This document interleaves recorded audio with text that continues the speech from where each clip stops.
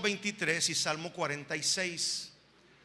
Mientras los niños pasan a su clase, no queremos niños en el auditorio. Todo niño, toda niña que tenga edad de pasar a su clase, este es el tiempo y el momento en que usted tiene que dar esa indicación o llevarlo si así se requiere, para que el niño o la niña reciba también la palabra y sea bendecidos también por la enseñanza. Salmo capítulo 23, vamos a leer unos versículos, y de lo que yo quiero que captar su atención en estos versículos es la importancia de tener la convicción de lo que Dios hace y puede hacer en nuestra vida cuando nuestra fe está bien puesta y cimentada en lo que su palabra dice. Salmo 23 versículo 1 dice: el Señor es mi pastor, y tenemos que estar convencidos de que nada nos faltará.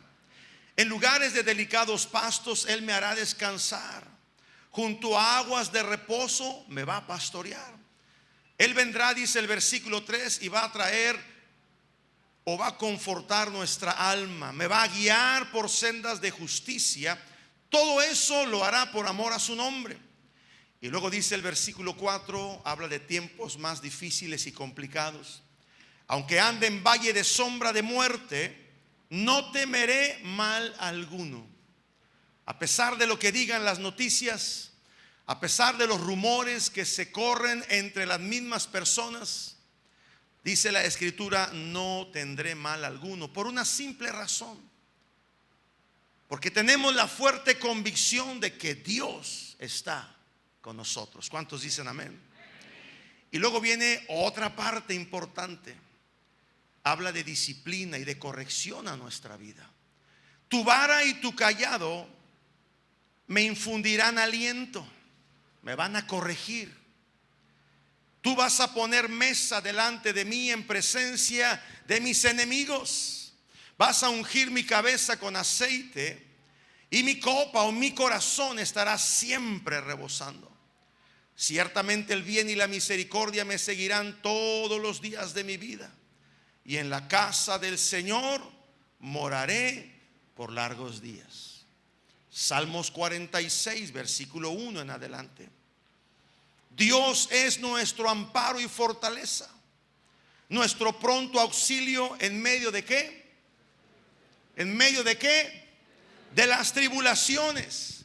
Por tanto, dice el versículo 2, no temeremos, aunque la tierra sea sacudida, aunque los montes se traspasen de un lugar hacia el mar, aunque bramen y se turben las aguas y tiemblen los montes a causa de su braveza. Del río vendrán sus corrientes y alegrarán la ciudad de Dios, el santuario de las moradas del Altísimo. Dios está en medio de ella, no será conmovida. Dios la ayudará al clarear la mañana. Bramaron las naciones, titubearon los reinos. Dio Él su voz y se derribó la tierra. Jehová de los ejércitos está ¿con quién? Dígalo con convicción. ¿Con quién está? Con nosotros. Nuestro refugio es el Dios de Jacob. Venid y veamos todas sus obras. Él ha puesto asolamiento en la tierra, que hace cesar las guerras hasta los fines de la tierra, que quiebra el arco, corta la lanza, quema los carros en el fuego. Y dice el versículo 10: andad quietos, tranquilos, y conoced que yo soy Dios. Seré exaltado entre las naciones, enaltecido seré en la tierra. Jehová de los ejércitos está con nosotros. Él es nuestro refugio, Él es el Dios de Jacob. Padre, ponemos esta palabra en tus manos, y que se haga una realidad de nuestra vida. Que no importa las circunstancias que habremos de atravesar o que estemos atravesando, debemos de confiar en tu palabra, y nuestras convicciones deben de estar basadas en algo que es real, y eso eres tú, Señor. Que no seamos removidos de nuestra fe, que nuestras convicciones siempre nos hagan estar firmes, inconmovibles, para que nuestra confianza y nuestra esperanza siempre seas tú, en el nombre de Jesús. Amén. Sabe, hablando de la madurez espiritual y hablando del crecimiento que tiene que haber en la vida de todo creyente, sin importar el tiempo que tengamos de estarnos congregando, el tiempo que tengamos de asistir a la iglesia, si somos personas que hemos andado de peregrinos de una iglesia a otra, no importa. No importa cuánto conocimiento tengamos de la palabra, cuánto tiempo estemos sirviendo o dónde hayamos servido, nada de eso es señal de madurez. Yo creo que todos hemos escuchado alguna vez frases como estas, o quizás también las hemos dicho refiriéndonos a alguien, cuando decimos o nos dicen: eres una persona inmadura. Yo no sé si usted lo ha dicho o a usted se lo hayan dicho refiriéndose a su comportamiento. Te portaste como un niño. A mí es algo que frecuentemente me lo dice mi esposa. Puedo hablar con libertad, ella no está aquí hoy, así que no vaya a ir a decirle, porque eso es señal de inmadurez, que ande de chismoso. Si yo me atrevo a confiarle algunas cosas como testimonio para aprender, pues manténgalo así. Pero a veces nos han dicho: es que te portas como un niño, me avergüenzas en público, tu comportamiento es un comportamiento inmaduro, te falta crecer, te falta madurar. Y cuando vemos esto a la luz de la Escritura, nos damos cuenta que la falta de madurez en la vida de todo creyente, o enfocándonos más al pueblo de Dios, de los cristianos, la inmadurez en los cristianos es el factor de muchos problemas. No solo en la sociedad en la que vivimos, sino al interior de los hogares cristianos. La inmadurez causa problemas. Entendemos que la gente que no conoce de Dios sea inmadura espiritualmente, porque estamos hablando de la madurez espiritual. Y entendemos que la gente del mundo sea inmadura. Pero lo triste es que la inmadurez también se da de parte de los hijos y de las hijas de Dios. Hemos hablado en las reuniones pasadas y en cada enseñanza que se da y cada ministro que se para aquí enfrente a predicar detrás de este púlpito, cada palabra que se da tiene como propósito o como objetivo nuestro crecimiento espiritual. Cada vez que tú vienes a una reunión como esta y te sientas y estás atento a la palabra de Dios, el objetivo, el propósito es que tú crezcas en tu vida espiritual. Que así como crecemos físicamente, en edad, en peso, en estatura, que así también progresivamente vayamos creciendo en nuestra vida espiritual.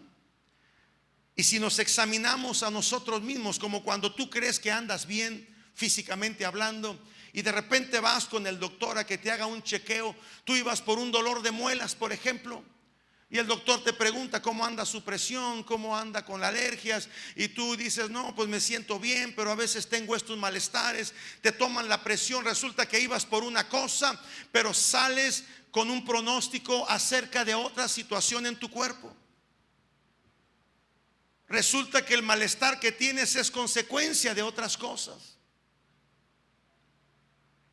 Y en nuestra vida espiritual nos damos cuenta que hay una influencia de la vieja naturaleza.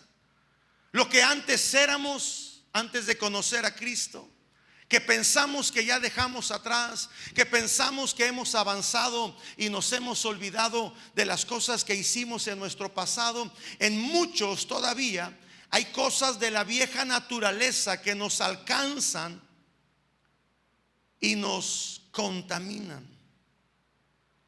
Y cuando vienen problemas, cuando vienen circunstancias como la que leíamos en el Salmo 23 y en el Salmo 46, cuando hay problemas, cuando hay circunstancias difíciles, cuando vienen situaciones que tienen que ver con la familia, con los hijos, que tienen que ver con las finanzas, que tienen que ver con el trabajo, la manera en cómo respondemos y la manera en cómo reaccionamos habla de inmadurez. Como le he venido diciendo hace ya algunas reuniones atrás, la madurez es para beneficio personal. Si yo soy maduro espiritualmente hablando, si yo he crecido espiritualmente, el único o el principal beneficiado seré yo.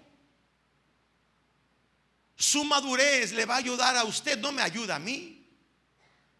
No le va a ayudar a Dios, le va a ayudar a usted.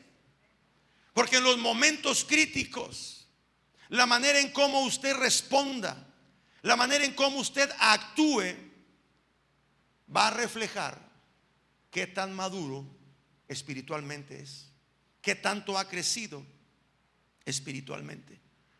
Como hijos de Dios tenemos que convertirnos, si podemos usar esa palabra, en ser personas intencionales y no personas emocionales. Personas intencionales que tengamos la claridad de los objetivos que queremos alcanzar a pesar de las pruebas, y que en esos objetivos podamos ser claros en el tiempo y en los métodos que vamos a usar para poder enfrentar las situaciones difíciles.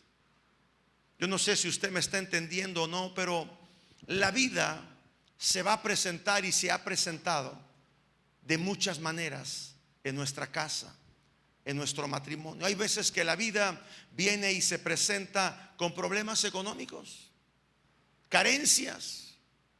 Hay veces que la vida viene y se presenta con situaciones difíciles en los hijos, en la familia, en el matrimonio. Hay veces que se presentan situaciones en el trabajo, con los compañeros, con los jefes, en la escuela, con los maestros, con los amigos. Hay situaciones que se presentan al interior de la iglesia, entre ministerios, entre líderes, entre pastores, y la manera en cómo vamos a reaccionar o actuar va a determinar la madurez espiritual que tenemos o la falta de madurez que todavía necesitamos tener. Todo lo que acontece, lo hemos dicho, es para formar nuestro carácter. A los que aman a Dios, dice la Escritura, todas las cosas, ¿cuántas? Todas las cosas le van a ayudar para bien, todas. Un problema en el matrimonio te tiene que ayudar para bien. Un problema en el trabajo te tiene que ayudar para bien. Un problema en tus finanzas, en tu salud, entre hermanos de la iglesia, tiene que ayudarte para bien. Porque si lo tomas de otra manera, entonces el proceso de maduración se va a echar a perder en tu vida. El horno es bueno.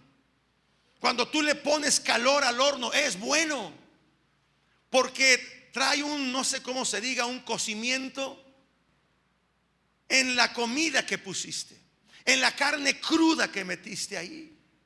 Y tú le pones cierta temperatura que humanamente hablando no podríamos soportar, y luego le das cierto tiempo.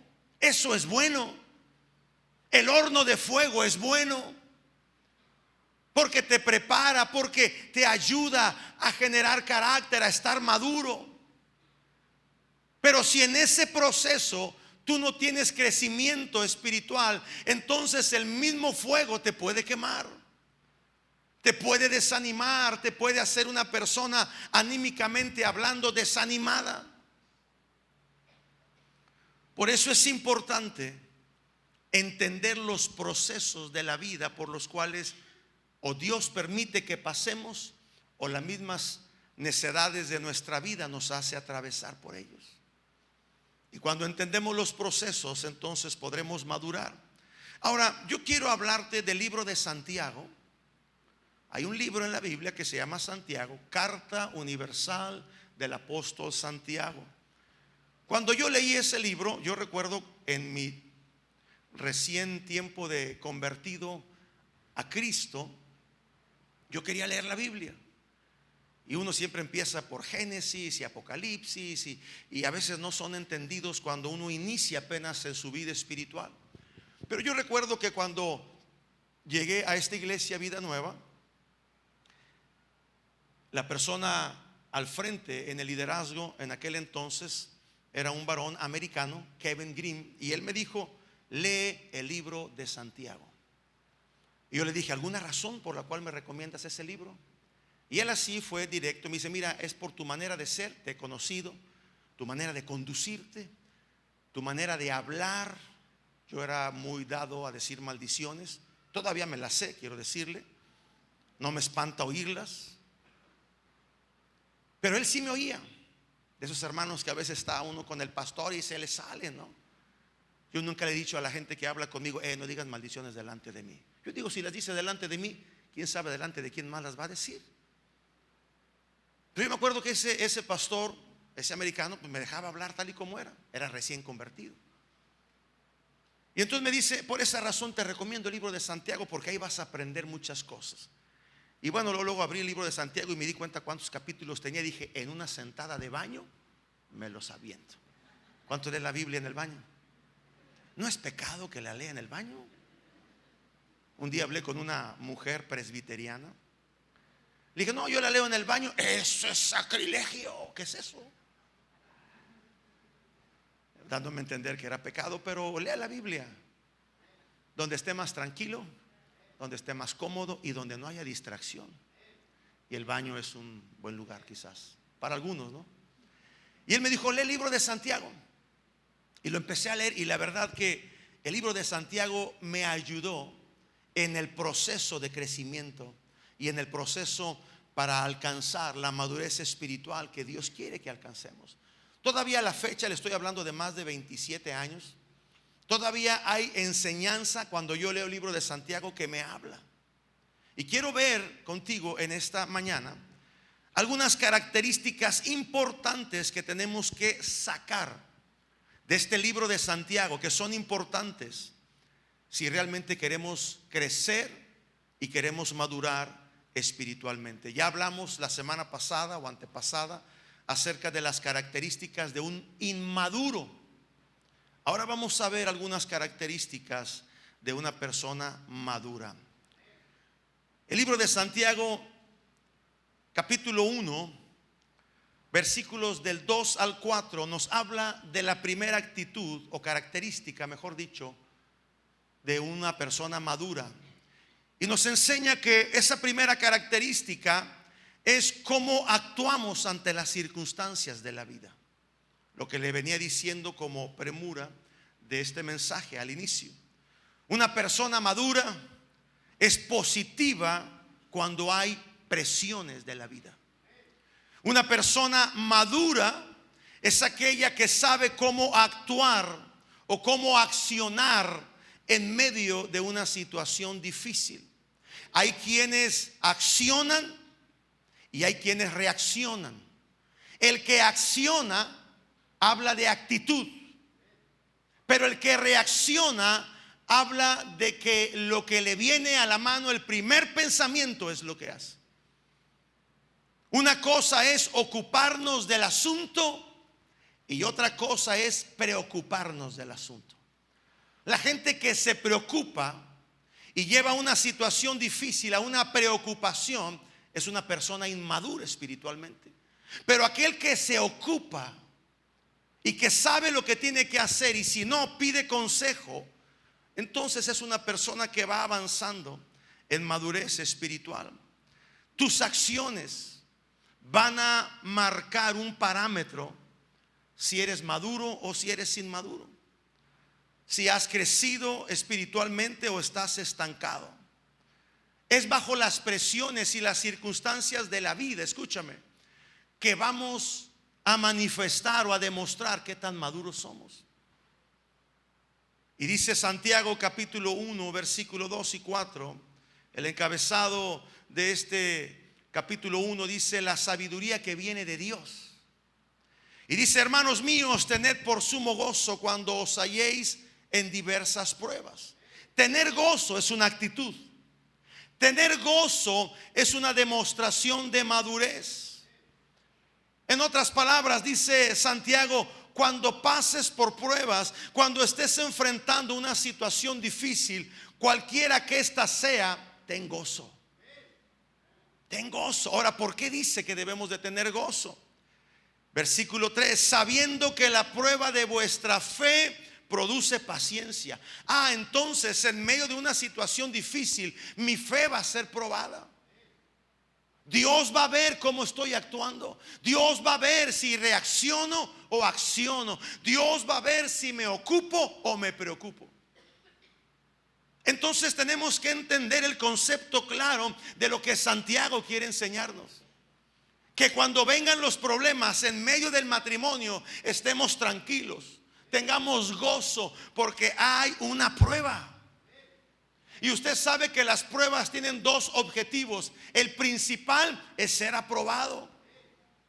Y el no principal, pero que también es objetivo de una prueba, es saber qué tanto conocimiento teníamos. O aprobamos una prueba o la reprobamos. Sabiendo que la prueba de vuestra fe produce paciencia, mas tenga la paciencia su obra completa, para que seáis perfectos, maduros y cabales, sin que os falte cosa alguna. Ahora, por los pasajes que leíamos en un principio, los Salmos 26 y 46 son importantes, no solo por lo que contiene en el escrito que leíamos, sino por las promesas que están allí para nosotros y que nos enseñan, o deberían de enseñarnos, a ser personas que vamos a estar firmes en lo que hemos creído. Que hay un problema con los hijos, que hay un problema en el trabajo, que hay un problema en el matrimonio, cualquiera que sea, yo tengo que creer y confiar a lo que Dios ha dicho. Y eso me tiene que dar gozo. Y eso me tiene que dar paz, porque yo sé que Dios va a estar conmigo. Por eso la palabra de Dios es importante en la vida del creyente. ¿Qué tanto lees la palabra? ¿Qué tanto escudriñas la escritura? ¿Qué tanto estás expuesto, como en esta mañana, a la palabra de Dios? Cuando tú estás expuesto a la palabra de Dios y la recibes, lo que provoca la palabra de Dios son dos cosas importantes. La primera, provoca fe. Pero cuando la pones por obra, ya no solamente provoca fe, sino que provoca convicciones. Y la palabra convicción es estar convencido de algo. Y nuestras convicciones tienen que estar basadas en lo que Dios dice que nosotros lograremos hacer. En lo que Dios dice que Él va a estar con nosotros y nos va a hacer salir adelante. Entonces, ¿cómo actúas ante una situación difícil? ¿Actúas o reaccionas? ¿Te ocupas o te preocupas? Ahí va a marcar una señal de inmadurez o de madurez. La Biblia está llena de historias y de personajes bíblicos que atravesaron por problemas más severos que los tuyos y que los míos, que pasaron por situaciones difíciles. Hubo escasez, hubo guerras, hubo espíritu de muerte que rodeaba sus vidas. Pero ellos, cuando enfrentaron esas situaciones, se dieron cuenta que humanamente ya no había nada o mucho que hacer. Y lo que ellos hicieron, tuvieron que crecer y madurar espiritualmente. Tuvieron que creer lo que Dios dijo y tuvieron que tener sus convicciones bien firmes para salir adelante. Entonces, primer característica de una persona madura es cómo actúa correctamente, cómo responde, cómo se ocupa de una situación difícil. La segunda característica, viéndolo aquí en el libro de Santiago, ahí mismo en el capítulo 1, habla de ser responsable. Diga conmigo, ser maduro es ser responsable. Pero ¿responsable de qué? Mire, una persona que avanza en madurez espiritual, en crecimiento espiritual, siempre será alguien que asume su responsabilidad. ¿Qué quiero decir con esto? Que no culpa a otros. ¿Sabe quién es el principal culpable en la vida del cristiano cuando las cosas van mal? A ver, deme una respuesta. El diablo. Le echamos la culpa al diablo de todo. Pastor, es que el diablo me trae de la cola. Pastor, es que el diablo no me deja. Pastor, es que el diablo me tentó y yo caí. Es que es el diablo que me hace la vida imposible. Y luego vemos al diablo en la persona de la suegra, en la persona de la esposa, en la persona de los hijos, del jefe, del patrón. Y culpamos a medio mundo. Pero mire, la Biblia dice que cuando se habla de tentación, cuando se habla de estar siendo constantemente tentados, no es el diablo. Al menos la revelación del apóstol Santiago es otra. Santiago capítulo 1, versículo 13 en adelante, Santiago escribe esta carta no a la gente inconversa, sino a la iglesia universal por todos lados. Y deja bien claro que cuando somos tentados, ni es de parte de Dios, ni es de parte del diablo. Santiago capítulo 1 versículo 13 dice: cuando alguno es tentado, no diga tentado que es de parte de Dios. Dios no puede ser tentado por el mal, ni Él tienta a nadie. Verso 14, sino que cada uno es tentado cuando de su propia concupiscencia es atraído y seducido por el mal. Entonces dice el verso 15: la concupiscencia, después de haber concebido, da a luz el pecado, y el pecado, siendo consumado, da a luz la muerte. Amados míos, no se equivoquen. Toda cosa buena, todo don perfecto desciende de lo alto, de Dios, el Padre de las luces, en el cual no hay cambio ni sombra de variación alguna. Dios no me puede tentar. Yo voy a ser tentado cuando de mi propia concupiscencia. Por ejemplo, si yo antes de conocer de Dios, o a Dios, o la palabra de Dios, me gustaba hacer tranzas. Yo sé que habemos muchos así.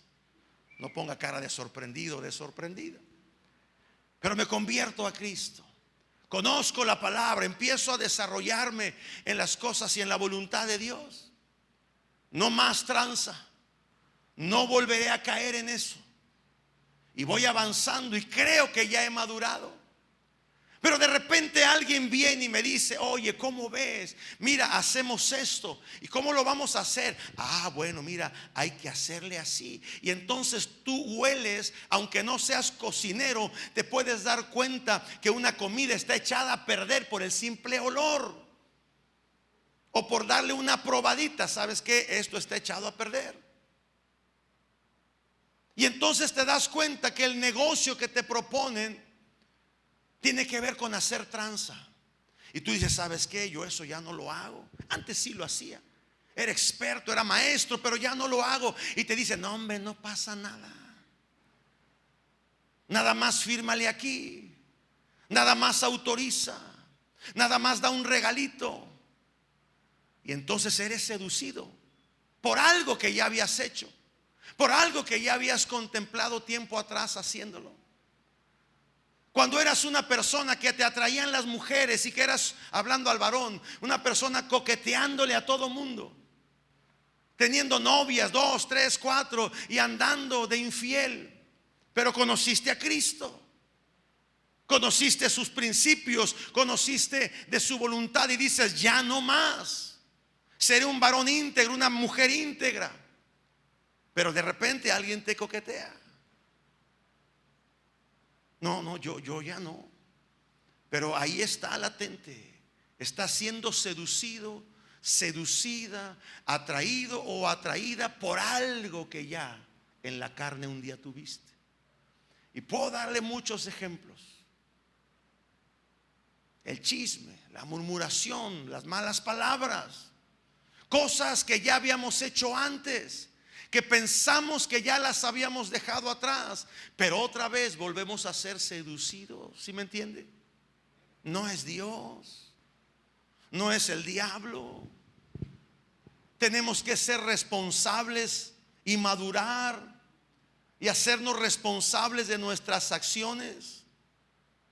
Culpamos al diablo de nuestra situación financiera.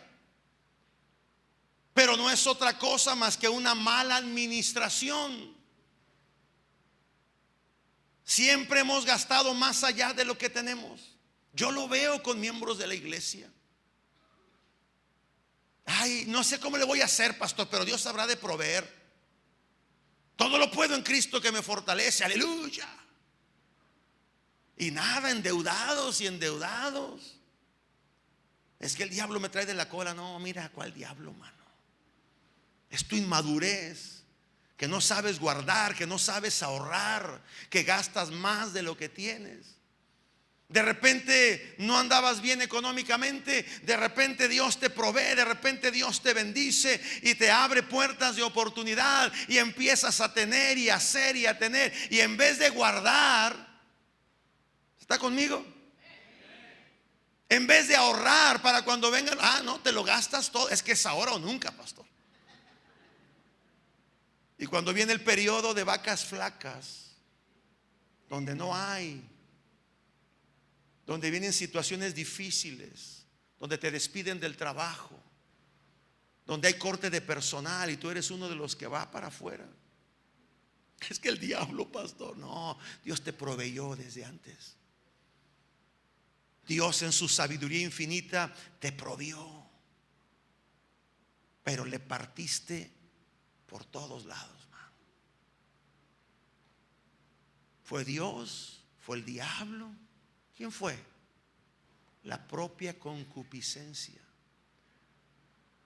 de no tener y de tener, y ahora sí demostrar que tengo. Cuando eres una persona que físicamente te enfermas, es que el diablo, pastor, me trae de la cola, no me deja en paz. Ya fui con el doctor, ya me internaron, ya me dijeron y no puedo. Y muchas veces son malos hábitos alimenticios, malos hábitos en nuestra manera de conducirnos en la vida. Se trabaja de más pensando que trabajando de más se va a hacer más, y lo que más se hace es el estrés, es la depresión, es el cansancio y el agotamiento físico, es la incertidumbre si va a haber o no va a haber. No es Dios, no es el diablo el culpable, es la propia concupiscencia que nos seduce. Pastor, es que la gente no me quiere. En mi casa, mi familia no me quiere. Mis hijos están en contra de mí. Mi esposa, mi esposo están en contra de mí. En la iglesia no hay amor, pastor. La gente no me quiere, la gente no me habla. Y no te has dado cuenta que es tu comportamiento que te mantiene así. ¿Le estoy hablando a alguien? ¿O me estoy reflejando yo nada más? Nadie me habla, pastor. Pues no saludas a nadie. Es que nadie me da ray. Pues ahí vas como loco caminando solo. No te atreves a ser humilde, a decir, oye, ¿me podrás dar ray? Yo a veces veo gente que va caminando y le pito y digo, si no me pide ray, no le doy. No, para que se le quite. Pero luego dije, no, luego voy a decir, ay, el pastor no me dio ray. Pues no pediste. Siempre me paro, véngase hermano, véngase hermana, le doy ray. Pero cuántas actitudes no hemos tenido que nosotros mismos hemos cerrado la puerta delante de nosotros. Y eso ha hecho que en la familia no nos hablen. Y eso ha hecho que entre el círculo de amigos o de hermanos en la iglesia o de personas con las que colaboramos y trabajamos, simplemente, ay, ahí viene este, no hombre, sácale la vuelta. Pero va a la iglesia, es cristiana. No, pues así son todos ahí, man. Todo por una mala actitud.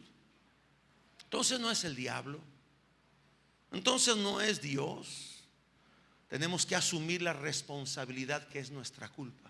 El maduro, el que ha crecido y ha madurado espiritualmente, asume su responsabilidad. Se evalúa y dice, aquí es donde estoy fallando y aquí es donde tengo que hacer los cambios pertinentes en mi vida. Amén. Otra característica importante, al igual que las demás, y lo dice Santiago en capítulo 3, libro de Santiago capítulo 3, tiene que ver con nuestra manera de hablar. Una persona madura, una persona que va creciendo espiritualmente, domina su boca, controla su lengua. Ahora, todos cometemos muchas faltas cuando hablamos. No se haga el inocente, no diga eso no es para mí. Quizás habrá gente que en la iglesia o en el trabajo se comporte bien, hable bien, pero de repente está en la casa o va manejando y alguien le hace algo, se atraviesa un carro, una bicicleta, y de repente sale una manera de hablar que en la Biblia dice que no es la correcta. Todos hemos ofendido a alguien por la manera en la que hablamos. Hay personas que son ofensivas cuando hablan de otra persona. Ahora, una persona puede ser ofensiva por las palabras que habla cuando las habla delante de la persona que está hablando. Pero también esas personas son ofensivas aun cuando la gente no la tiene enfrente, pero habla a sus espaldas de él o de ella. Ofende con sus palabras. Y la escritura en el libro de Santiago habla acerca de la madurez que tiene que ver con nuestra manera de hablar. Santiago capítulo 3 versículo 2 en adelante. Dice: porque todos ofendemos muchas veces. Voltee con el que está a su lado y dígale: si te he ofendido, te pido perdón. Es más, no le diga si te he ofendido, dile: te he ofendido, perdóname. Porque todos hemos ofendido. ¿Cuántas veces? Muchas veces. Si alguno no ofende en palabra, en lo que dice, esta es una persona madura, perfecta, capaz también de refrenar todo el cuerpo. Y dice el versículo 3: he aquí nosotros ponemos freno en la boca de los caballos para que obedezcan, y dirigimos así todo su cuerpo. Y luego dice el verso 4: miren las naves, hablando de los barcos, aunque son tan grandes y llevadas por impetuosos vientos, son gobernadas por un muy pequeño timón, que por donde el que la gobierna quiere. Y luego habla de la lengua, no de la de barbacoa, sino de la que hablamos con ella, porque a algunos se les va a hacer agua a la boca con la lengua de barbacoa. Dice versículo 5: así también la lengua es un miembro pequeño, pero se jacta de grandes cosas. He aquí cuán grande bosque enciende un pequeño fuego. Eso es la lengua. La lengua es un fuego, un mundo de maldad. Mire lo que es la lengua nada más. Es un mundo de maldad. La lengua está puesta entre nuestros miembros y contamina todo el cuerpo e inflama la rueda de la creación, y ella misma es inflamada por el infierno. ¿Sabe qué quiere decir esto? Que con nuestra manera de hablar, cuando lo hacemos de la manera incorrecta, no nos damos cuenta, o a veces nos damos cuenta, pero estamos maldiciendo la creación. Maldecimos a los hijos, maldecimos el matrimonio porque te está yendo mal en alguna situación, maldecimos el trabajo. A veces cuando nos ha ido mal en la iglesia, en algún ministerio, porque nos corrigieron, nos confrontaron, hablamos mal y empezamos a maldecir la creación. A veces sin darnos cuenta o dándonos cuenta, hemos maldecido nuestra ciudad. Ay, esta ciudad, calorón que hace. Y empezamos. Ya está lloviendo. Y empezamos. Ciudad polvienta, mugrosa. Ya vámonos para el Mante. El Mante es la ciudad del taco y de la cerveza, pero con una manera despectiva. ¿Sí me está entendiendo? Maldecimos la creación de Dios, y todo con la lengua.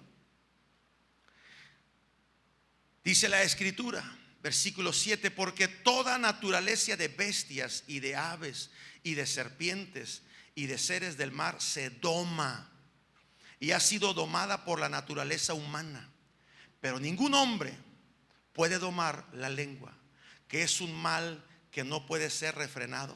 Está lleno de veneno mortal. Con ella bendecimos al Dios y Padre, y con ella maldecimos a los hombres que están hechos a la semejanza de Dios. Y de una misma boca pueden proceder bendición y maldición. Y termina Santiago diciendo: hermanitos de vida nueva, esto no puede ser así. Dígale que está a su lado, esto no puede ser así.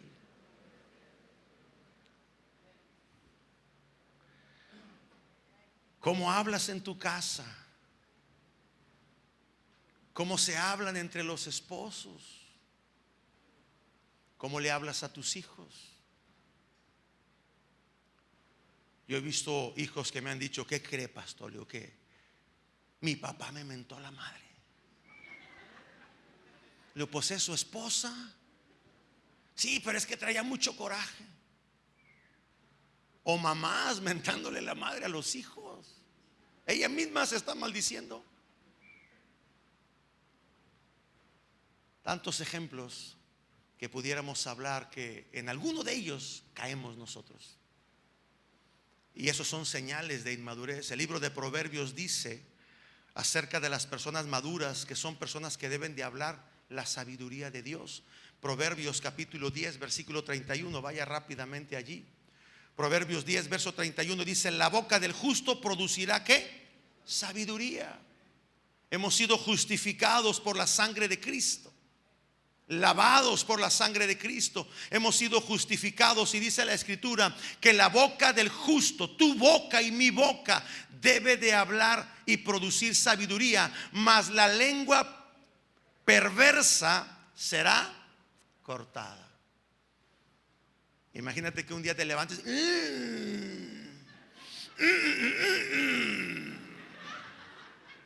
ya cuando no puedes hablar. ¿Y no te ha pasado a veces que quieres decir algo y te quedas trabado, man? Ahí está tu lengua, ¿no? Pero algo te detiene. Proverbios capítulo 15 versículo 2 dice, ahí mismo en Proverbios capítulo 15 verso 2: la lengua de los sabios adornará la sabiduría, mas la boca de los necios hablará sandeces. Otra traducción dice: mas la boca de los estúpidos hablará estupideces. ¿Qué hablamos? ¿Quieres checar tu madurez? No es cuánto conozcas de Biblia, no es cuántos cursos, discipulados o congresos hayas ido, no es si has ido al instituto bíblico, no es cuánto sirvas en la iglesia aquí y allá, lleno o llena de actividades. Es cómo te conduces. Y dice la escritura, Mateo capítulo 12 verso 36, hablando de las palabras de nuestra boca: mas yo os digo, Mateo 12 verso 36, mas yo os digo que de toda palabra ociosa que hablen los hombres, y yo también pondré ahí, y las mujeres, de ellas darán cuenta en el día del juicio, porque por sus palabras serán condenados o serán juzgados. Otra característica de una persona madura, ya vamos terminando, es alguien que va a buscar la paz,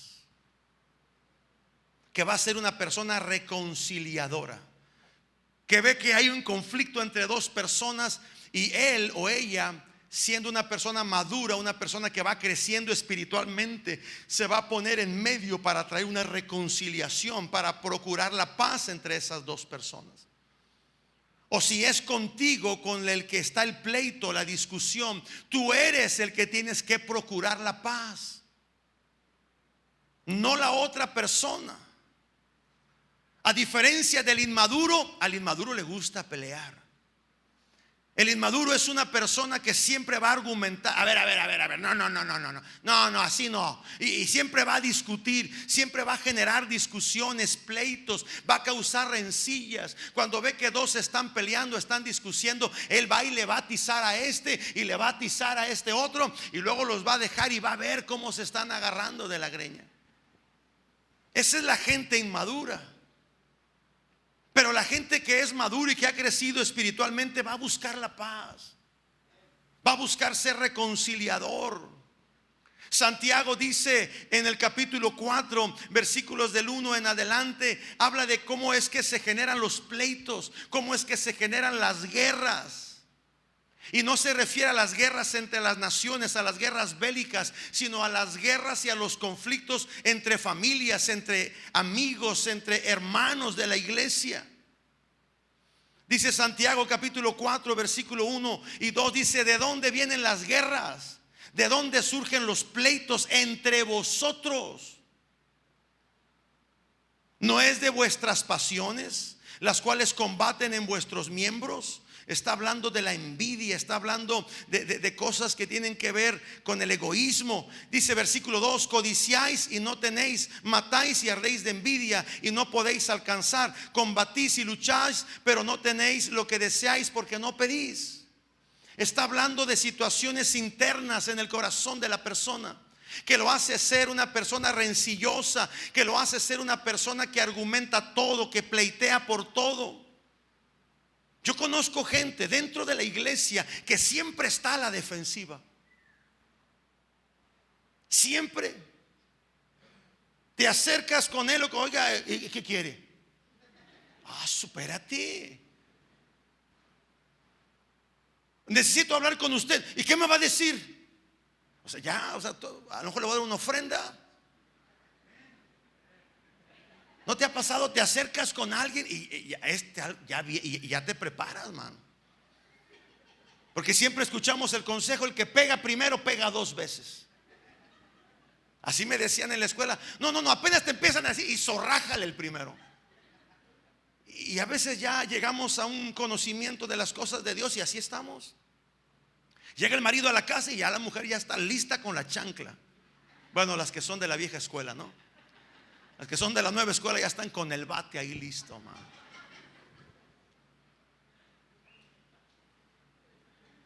¿Eres de las personas que todo lo argumenta? ¿De las personas que siempre están a la defensiva ante cualquier situación? Hermano, va a haber una reunión de trabajo, vamos a reunirnos, y llegas y estás como diciendo: a mí ni se me atreva a pedirme nada. ¿No te ha pasado? Va a haber una tarea de equipo en la escuela y vamos a reunirnos en la casa de fulanito y hay que llevar, y llegas tú y te sientas y: a mí no me pregunten nada, y estás con tu carota, man. De que los hay, los hay. Salmos capítulo 34 verso 14 dice: apártate del mal, haz el bien, busca la paz y síguela. Una gente madura, una gente que avanza en su crecimiento y madurez espiritual, será alguien que siempre va a buscar la paz, la armonía, y que va a ser una persona reconciliadora. Por último, y con esto empezamos a cerrar esta enseñanza de madurez y crecimiento espiritual. Una persona madura, escucha bien, y esto lo digo no para que te sientas aludido o aludida, porque tiene que ver con la oración, la manera en cómo oramos. Yo a veces, como pastor obviamente, cuando quiero darme cuenta cómo una persona ha ido avanzando y creciendo espiritualmente, la pongo a orar en oraciones simples. Vamos a cenar, vamos a comer y ya estamos listos para sentarnos a darle la mordida al taco. Y pastor, me dicen: ore. No, ora tú. Pero es que, ora. Oye, si no puedes dar gracias por los alimentos y tienes 25 años en la iglesia, ¿cómo te comunicas con Dios? La madurez y el crecimiento espiritual se refleja en la manera en cómo oramos. Una persona madura sabe orar. Se lo digo de una manera más simple: una persona que ha crecido y ha madurado espiritualmente sabe cómo dirigirse al Padre Celestial. Y lo sabe porque se esmera en saberlo. Lo sabe porque se esfuerza en aprender. Porque ha preguntado cómo se ora. A mí me encanta cuando los discípulos se acercaron con Jesús y le dijeron: enséñanos a orar. Ya habían visto milagros ocurrir en Jesús. Quizás a través de ellos ya se había manifestado algún tipo de milagro en las personas que estaban rodeando a Jesús. Ya Jesús los había hecho partícipes de la naturaleza divina. Ya los había hecho partícipes de ser personas en las cuales se moviera lo sobrenatural en ellos. Pero hubo un día que le dijeron: enséñanos a orar. se esmeraron, se esforzaron. ¿Cómo podemos dirigirnos a Dios, al creador de todas las cosas? Yo no sé si a usted le ha pasado, pero a mí sí me ha pasado. Cuando se va a visitar una autoridad local, por ejemplo, pertenezco a un grupo de pastores de la ciudad, y de repente hay cambio de alcalde, hubo elecciones y viene ya el alcalde y toma lugar su protesta, y entonces sacamos una cita. Cada vez que hay un cambio de alcaldes, la confraternidad de pastores va y se presenta ante el alcalde a saludarle, a orar por él. Y siempre hay un protocolo a seguir. No porque seamos religiosos, sino porque estamos ante una autoridad terrenal. Escucha bien. No puedes llegar en chanclas ni en short. Es obvio que te va a recibir,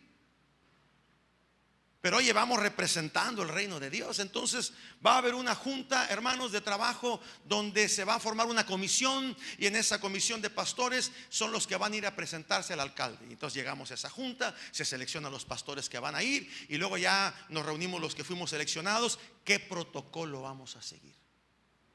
Porque no podemos llegar y todo el mundo hablar, cada uno por su lado.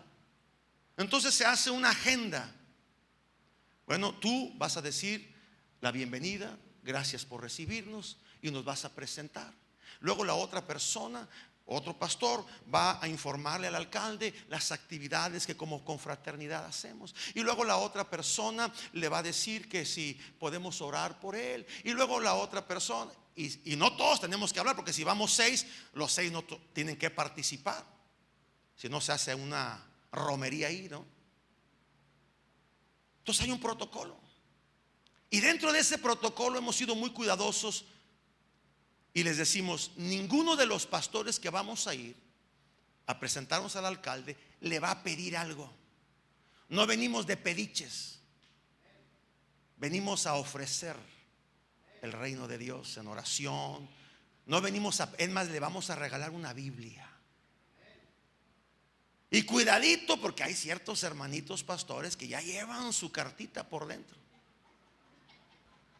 Quieren bloques de cemento, quieren pintura. No que estén pidiendo cosas que no sean correctas, pero no es el momento. Y cuidadito, hermano, y usted vaya, porque si nos damos cuenta, al rato le vamos a disciplinar.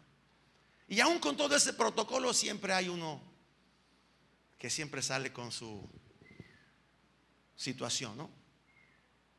Empezamos, el alcalde actual nos dio la oportunidad de todos los lunes, mañana por ejemplo, todos los lunes estar en su oficina orando por él y por su grupo de trabajo, colaboradores más cercanos. Y cuando él no está, ya dijo la instrucción de que ahí estén los colaboradores. Y los pastores que van o vamos, hay un protocolo. No te vas a pasar más de 15 minutos. Este es el tema que vas a dar. Cuidado y pidas cosas personales. Se le dio una carta al alcalde donde le dijimos: señor alcalde, gracias por permitirnos estar con usted cada lunes. Le hacemos de su conocimiento que ninguno de los pastores que vamos a estar yendo está autorizado para pedirle algo, ni a nombre personal ni a nombre de la confraternidad. Cualquiera que quiera hacerlo tiene que hacerlo a título personal y en otro horario o en otra cita diferente a esta. Poniendo freno, porque de repente hay unos que aprovechan ahí, ¿no? Igual cuando fuimos a ver al gobernador, hay un protocolo. ¿Qué ropa se va a usar? Vamos a ir de traje, de corbata, no, pantalón, no, que él siempre va de pantalón de mezclilla y camisa blanca. Así vengo yo ahorita, no, pero bueno, esto es por la cuestión de septiembre. Pero hay protocolos a seguir. Ahora, cuando esto lo llevamos, le explico todo este rollo, porque cuando esto lo llevamos al terreno espiritual, ¿cómo te diriges con el Rey y soberano del universo? ¿Cuáles son los protocolos simples o sencillos que tú vas a seguir cuando vienes a dirigirte a Dios? No puedes llegar gritándole a Dios. No puedes llegar exigiéndole a Dios en un tono amenazante. Tú dijiste que me ibas a dar. Yo he escuchado gente que así ora, exigiendo, gritando, dando patadas en el piso. Oye, si usted tuviera a Dios enfrente, ¿a poco iba a llegar así? Yo he visto gente que llega, Señor, torteándole la boca a Dios. Yo te pido, Señor, y empiezan a decir, mi hermano, el día que tú estés delante, Dios va a sacarle rodillas, te vas a callar la boca, vas a adorarle, vas a alabarle. Pero hay gente que por su manera de orar cree que ya es espiritual, bailando el zapateado ahí delante de Dios.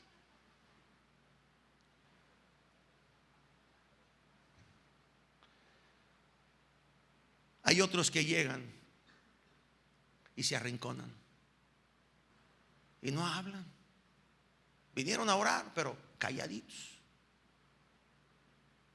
Y qué mal se ve una persona, aún en el ambiente social, que cuando eres invitado o convidado y ahí estás callado, con la boca agachada, cabeza agachada.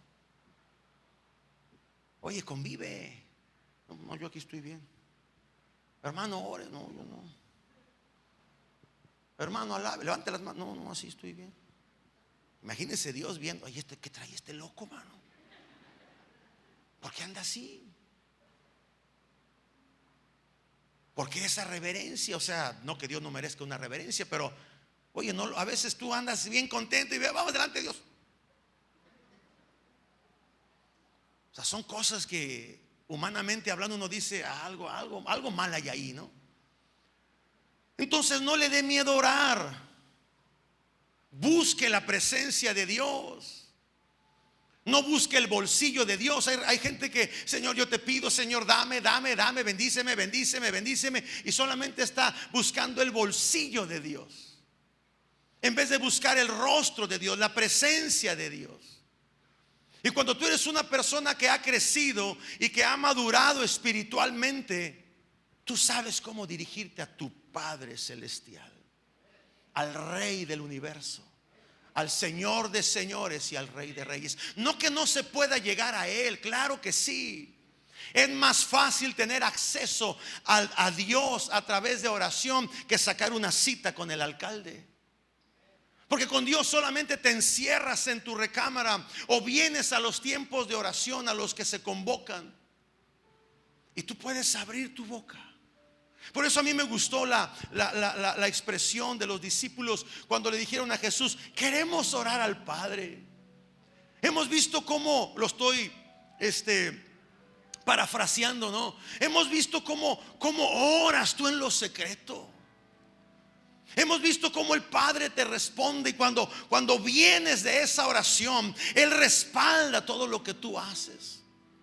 Yo creo que por eso le pidieron estos discípulos a Jesús, enséñanos a orar. Y todos conocemos, o es muy conocida por todos, la oración que se le ha llamado la oración modelo, la del Padre Nuestro. Pero desgraciadamente esa oración, la religión la metió en un contexto de vanas repeticiones. Que yo recuerdo cuando presentaba un examen en la secundaria, reza un Padre Nuestro. Era más fácil rezar un Padre Nuestro que haberse aprendido el cuestionario para el examen. ¿Está conmigo? Y no digo esto para burla ni para desacreditar nada, pero la religión metió en un contexto religioso esa oración modelo.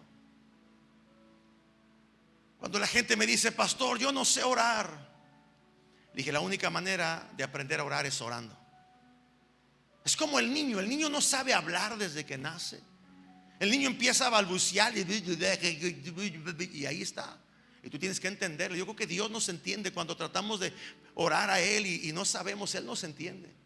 Porque dice la Biblia que antes de que nuestra palabra salga, antes de que llegue a la boca, dice Él ya sabe lo que hay en tu corazón. Pero en la medida que el niño empieza a hablar, se le empiezan a enseñar palabras. Di papá, di mamá, di abuelito, di agua, di teta, di leche. Y el niño empieza hasta que ya se suelta la boca a hablar. Ahora para que lo calles, hermano, se batalla. Es que yo quiero aprender a orar. Venga a la oración, oiga a otros cómo oran.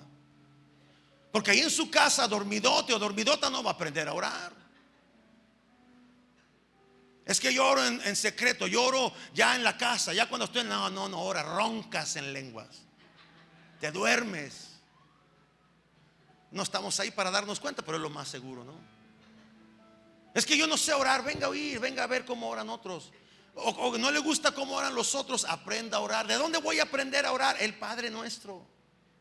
Si usted desglosa el Padre Nuestro verso por verso, párrafo por párrafo, llegando a la coma, al punto y coma, y haciendo énfasis donde hay una coma, donde hay un punto, donde hay un párrafo que continúa, y usted descifra y desarrolla y extiende esas palabras, usted se va a dar cuenta el protocolo a seguir cuando uno llega a la presencia de Dios en oración. Ay, no, pastor, me da flojera. Pues síguele así entonces. Y tendrás 20 años en la iglesia o 30 años y no sabrás cómo orar ni cómo dirigirte. Y siempre tendrás la necesidad de depender de otros en este asunto relacionado con la oración. Entonces yo quiero concluir con esto. Dice el libro de Hebreos capítulo 6 versículo 1 que debemos ya dejar las enseñanzas elementales, los que tenemos años en Cristo. Dice, debiendo de ser ya maestros, tenéis la necesidad de que se os vuelva a enseñar los principios básicos. Ahora, si hay gente nueva aquí que esto para ellos es nuevo, gloria a Dios que estás aprendiendo. No te quedes ahí estancado o estancada. Pero a veces no avanzamos en nuestro crecimiento espiritual porque se nos tiene que seguir hablando las mismas cosas que ya deberíamos de haber sabido. Ya deberíamos de haber dejado personas que reaccionan ante las circunstancias de la vida. Ya deberíamos de ser personas que nos ocupamos. Ya debíamos de ser personas que en vez de hablar maldición, hablemos bendición. Ya deberíamos de haber sido personas que en medio de las situaciones difíciles debíamos de haber formado ya el carácter del varón perfecto. Ya deberíamos de tener un nivel de madurez comparado con el día que empezamos a conocer del Señor. Santiago capítulo 1 versículo 12 dice: bienaventurado el varón que soporta la tentación, porque cuando haya recibido la prueba recibirá la corona de vida que Dios ha prometido para aquellos que le aman. Hay un galardón en el cielo. Hay un premio en el cielo. Hay algo que Dios está esperando que lleguemos, que está esperando que estemos en su presencia para poder darnos y ponernos esa corona. Pero tenemos que alcanzar la estatura del varón perfecto. Ahora, Jesús no estuvo exento de toda esta enseñanza. El Evangelio de Lucas, y con esto termino, léalo por favor. Lucas capítulo 2 versículo 52. Jesús también tuvo que crecer. Jesús también tuvo que madurar. Y dice Lucas capítulo 2 verso 52, dice: Jesús crecía ¿en qué? Y en estatura. Era un crecimiento incluyente.